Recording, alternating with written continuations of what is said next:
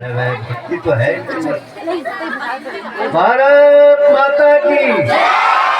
और बैठ आप सबके चरणों में साष्टांग दंडवत प्रणाम करते हुए, आपको सबको प्रणाम करते हुए और व्यास गद्दी में विराजमान भगवान व्यास देव को नमन करते हुए, आपको बार बार प्रणाम करते हुए आशीर्वाद की कामना करते हूँ। और हमारे तमाम ब्राह्मण मंडली, कथावाचक, श्रोतागणों, हमारे तमाम जो संगीतकार हैं, आप सबको मेरा प्रणाम, बहुत बहुत साधुवाद, धन्यवाद। नेगी परिवार के लिए, जरधारी परिवार के लिए, एक राजा भागीरथ था जिसने गंगा जी को मृतलोक में लाई है और तब हम सबका उद्धार, भारतवर्ष का उद्धार किया। और एक आप हैं जिन्होंने साक्षात भगवान व्यास को बिठा करके तमाम क्षेत्र के पितरों का उद्धार के लिए, जीव जंतुओं का उद्धार के लिए ये श्रीमद् भागवत कथा का आयोजन किया है। इसके लिए आप बहुत बहुत साधुवाद। अगर आप चाहते तो सत्यनारायण की कथा भी कर सकते थे अपने घर में, तभी आपका परिवार भी सुखी हो सकता था, मगर नहीं। वृक्ष कबहु न फल वहाँ के, नदी न साँचे नीर, परमारथ के कारण साधु धरा शरीर। आपको बहुत बहुत बधाई के पात्र है। मेरे पास कोई ऐसे शब्द नहीं है कि इस युग में ऐसे कार्य करने बड़े कठिन होते हैं। ये भगवान की कृपा, माँ ब्रह्मस्कंदा की कृपा से और पितरों का आशीर्वाद से संभव हो पाया। साथियों, मैं एक निवेदन करने आपके पास आया हूँ। हमें राज्य की लड़ाई लड़ने में हम सबका योगदान है। और मैं सन 1975 से, जरा शोरगुल बंद करना भैया, थोड़ा प्यार से सुनना। जो सुनता है वो समझता भी है, जो सुनता नहीं समझता नहीं। मैं स्वर्गीय बड़ौनी जी के साथ 1975 से इस राज्य की लड़ाई में रहा हूँ और अब अनुभव किया है कि 25 साल हो गया, 25 साल इस राज्य को बना हुआ हो गया, हमारे माँ बहनों के सहयोग से, हमारी शहीदों के आशीर्वाद से। परंतु 25 साल में 25 तो छोड़ो, 5 IAS नहीं बना, 5 इंजीनियर नहीं बने, 5 डॉक्टर नहीं बने, 5 कोई ज्ञानी नहीं बने। क्या हमने इस राज्य को ऐसे बनाया था कि आपको दक्षिण भारत का व्यक्ति आपका IAS, आपका प्रशासन चलाएगा, बंगाल का व्यक्ति आपका प्रशासन चलाएगा और आप होटल में बर्तन मांजने से नहीं छूटेंगे? क्या हमने इसलिए बनाया था ये राज्य कि हम आज भी जो है बम्बई और कलकत्ता और दिल्ली और पंजाब में होटल मांजे, बर्तन मांजे? नहीं, हमने इसलिए बनाया था कि हमारे जो नन्हे मुन्ने, हमारे जो आने वाली पौध है, अरे हम तो गए, मगर जो आने वाली पौध है वो हमारे तहसीलदार बनेंगे, SDM बनेंगे, हमारे इंचार्ज बनेंगे, प्रधानाचार्य बनेंगे, हमारे DM बनेंगे, मगर करें क्या? बाप नशे में, पत्नी गुस्सा में और बच्चे फंसे में। तो जब मैंने देखा, अनुभव किया, तो पहले जब मांगलिक कार्यक्रम होते थे तो गणेश को आगे रख करके काम करते थे। आज मांगलिक कार्यक्रम होते हैं तो दारू की बोतल आगे रखते हैं और जो दारू नहीं पीता है उसको ठोकर मर के जो किनारे पर बैठा रहता है। क्या मांगलिक कार्यक्रम में दारू पीना, दारू पिलाना अच्छी बात है? मिठाई बांटते हैं क्यों? क्या व्यास जी आज 4 दिन में आपको ये सिखा रहे हैं? क्या गुरु लोगों ने हमको ये सिखाया? क्या राजा भागीरथ ने आपको यही सिखाया? क्या आदि गुरु शंकराचार्य ने आपको यही सिखाया? क्या ये जोगत में जौड़ी लोगों ने आपको ये सिखाया? नहीं ना। क्या आपने उनकी मानी? नहीं मानी ना। अरे भागवत को मानो न मानो, भागवत की मानो। बाप को मानो न मानो, बाप की मानो। नहीं मानी ना तो आज परेशान है। तो मैंने इसमें विचार किया। लोगों ने कहा आप शादी में नहीं आते हैं, आप हमारे जिला पंचायत रहे, आप फलाना रहे। मैंने कहा हम शादी में दारू नहीं पीते हैं, हमको शराब का निमंत्रण नहीं मिला है। इसलिए मेरी प्रार्थना आपसे है कि जो इसमें मैंने 1 साल वैसे मैं 2-3 साल से, मगर देवताओं को कोई आशीर्वाद नागराजा की कृपा रहे होगी, मेरी तो कोई औकात नहीं है। तो मैंने जब इसमें 1 साल से काम करना शुरू किया, मेरे साथ रामदेव करोड़ा जी भी बैठे हैं, गायत्री परिवार से हैं। कई लोग आए पुरुष, मगर 2 दिन आए, चौथा दिन लोग खिसक गया क्योंकि वो दारू पीता है। और वो कैसे बोलेगा कि दारू मत पीना, मगर वो मेरे लिहाज से आ गया। मगर बहनों धन्य हो आप न होते मैं भी नहीं होते, आप नहीं होते, आपके आशीर्वाद से। जैसे मैंने कन्यालकों से शुरू किया जी, तो लोगों ने बात में समझ आए कि भाई तू शराब पिलाएगा तो तुझे शराब ही तो मिलेगा, तेरा वंश कहाँ से बढ़ेगा, तेरा कन्यादान कहाँ से सफल होगा, तेरी बहू कहाँ से तेरी सेवा करेंगे। वहां तो थूक भी रहे और मूत भी रहे, सब कुछ हो रहा है, नर्क हो रहा है? जिस घर में हमारे दादा बाबा बुढ़ा, जिस घर से हमारा वंश बड़ा है, वहां हमने नर्क बना दिया।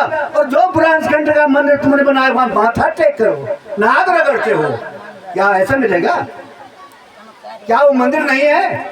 जो मेरे बाप दादा ने, जो मेरे दादा ने, मेरे बुढ़ा ने, मेरे परबुढ़ा ने बनाया है, वो मंदिर नहीं है क्या?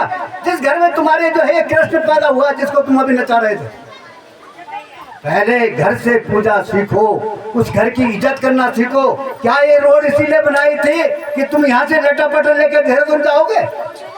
गलती कर गई, कोर्दी रोड आ गई। अगर कोर्दी में रोड ना आती, एक व्यक्ति यहाँ से पलायन नहीं होता।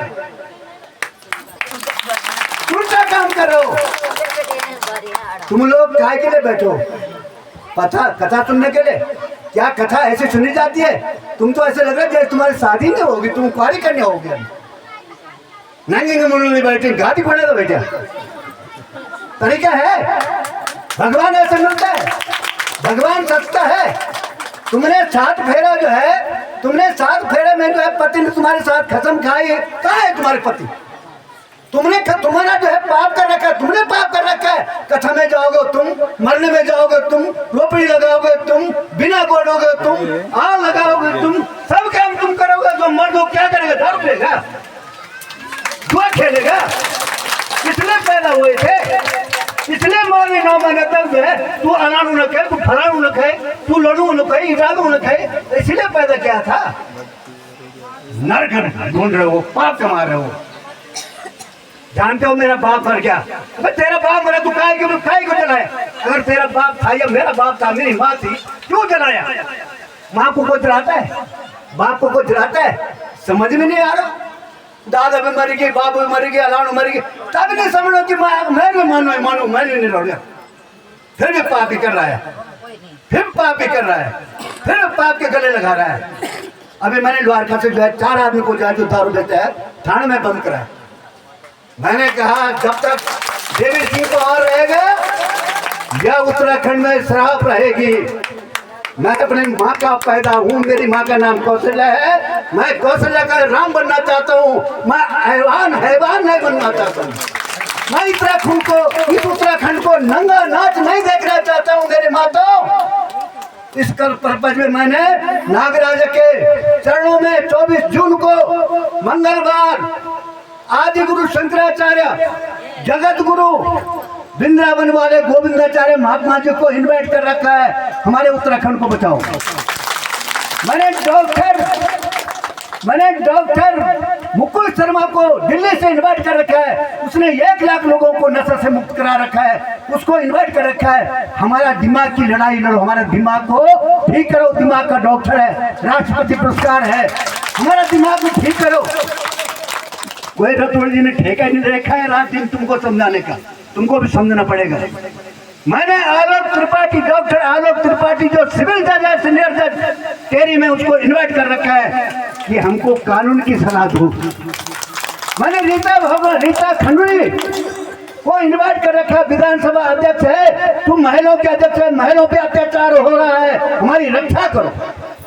आप आइए, आपको सुगंध है कथा भागवत की। जितने लोग सुन रहे हैं 24 तारीख को आएंगे, सरकार में दबाव पड़ेगा। इन्होंने क्या कर दिया भैया जी, जब मैं शराब नीति में अंदर गया, अरे पहले हम उत्तर प्रदेश में थे, लाइसेंस में दारू मिलती थे, हम भी दारू पीते थे। हम पाप के बिल्कुल पाप के धुले हुए नहीं है। मगर जब ज्ञान हुआ छोड़ दिया। जब कथा सुनी, भागवत सुना, ब्राह्मणों ने समझाया, गुरु लोगों ने समझाया, छोड़ दिया। तब जो है लाइसेंस पे एक आधा एक पाव मिलता था। और जिन हम शर्मा के तब बाबू की शराबी, दादा की शराबी, तो हम तब रजिस्ट्रेशन नहीं बढ़ाते, लाइसेंस नहीं बढ़ाए। आज उत्तराखंड में प्रताप नगर से और चौरंगी की दूरी 45 किलोमीटर है। प्रताप नगर शराब, मांझप शराब, लमगांव शराब, लालदार शराब, धोत्री शराब, कहाँ बचोगे? अरे एक तो एक और। जब मैंने पुलिस पर दबाव डाला, उन्होंने कहा हम क्या करें?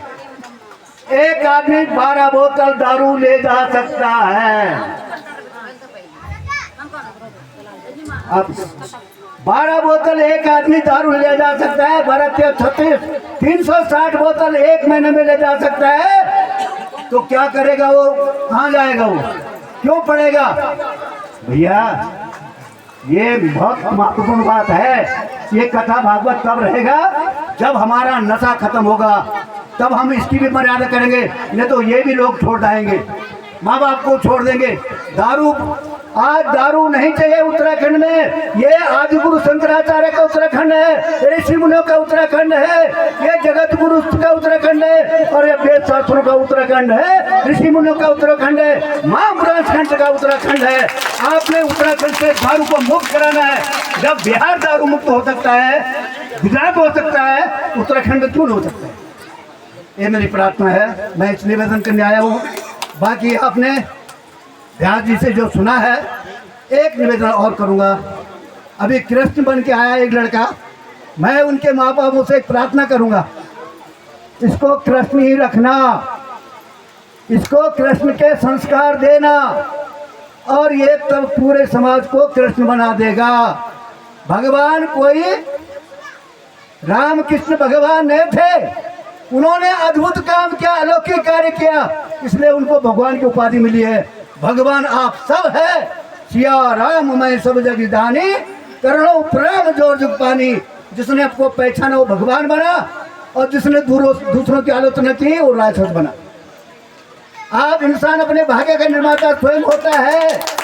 वो चाहे अपने भाग्यों को बना सकता है, चाहे कृष्ण बन सकता है, चाहे आप जैसे व्यास बन सकता है, और चाहे आप जैसे कलाकार, संस्कृत जो संगीतकार है ऐसे बन सकता है।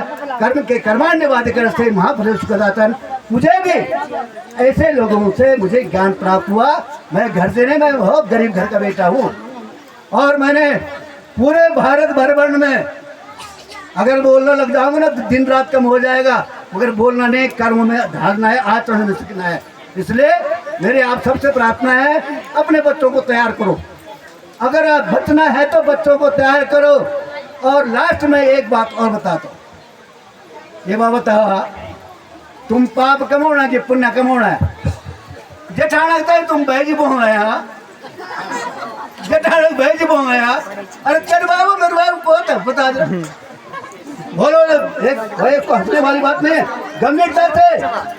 महाराज तुम जो मामा बोलना, बताओ जरा, है जो तो तुम भूली बोल रहे, साथ होता है तुम माँ बोल रहा, कह कि तू कह कुमाई। मेरी एक प्रार्थना है, मर्यादा में रहो। मर्यादा छोड़ोगे, भगवान माफ नहीं करेगा। चाहे तुम बुरा सेवा करो, चाहे तुम 10 भागवत करो। मर्यादा में सिखाया भगवान राम ने, और मर्यादा में सिखा रहे भागवत। इन्हीं शब्दों को पुनः आपके चरणों में प्रणाम करते हुए, और बिहार को कोटि नमन करते हुए, प्रणाम करते हुए, भगवान नागराज से आपके लिए प्रार्थना करेंगे कि आप ऐसे जो है गंगा अमृत हमको पिलाते रहे, और हम जो है राक्षसों जो है देवता बनते रहे। धन्यवाद। कृष्ण भगवान की